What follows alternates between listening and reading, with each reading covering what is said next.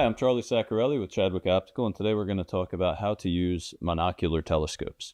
So monocular telescopes are just that. They are a telescope designed to be used with one eye, and they're also designed to be very compact.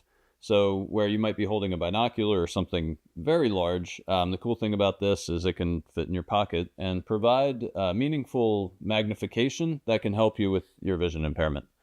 So there's two numbers on the telescopes, and the first one is an X number. So a 3X telescope like this one magnifies things 3 times.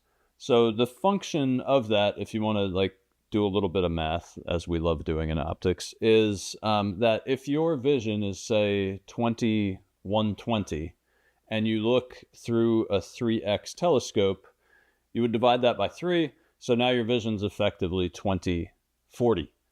So when you zoom in and make this as clear as it can be, it's effectively a 20/40 vision. So now you take a 6X telescope like this one, now you're 21/20, you can divide it by 6, which would be a 20/20 vision. So the way that you use these is pretty simple. They are pretty simple. There's a screw in them, and if you can see here, as you twist it one way and the other, it expands, and what that does is provides focus. So if I'm looking across the room, I can twist it until I zoom in at the perfect focus, or if I'm looking somewhere close, now this doesn't focus well, and I would adjust it a little bit more so that I can see things clearly in focus.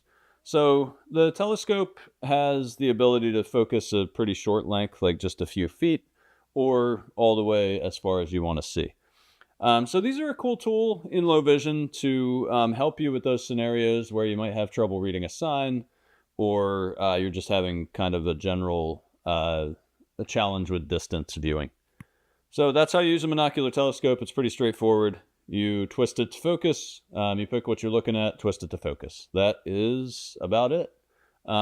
That said, it sounds easy, but once you get them on your hands and you try to aim what you're looking at, that can be another challenge. As the power goes up, the field goes down. So with a 3X, it's really easy to find what you're looking for.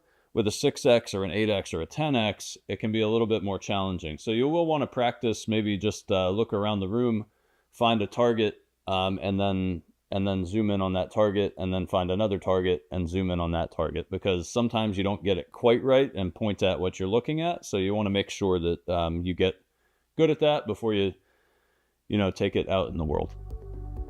Thank you.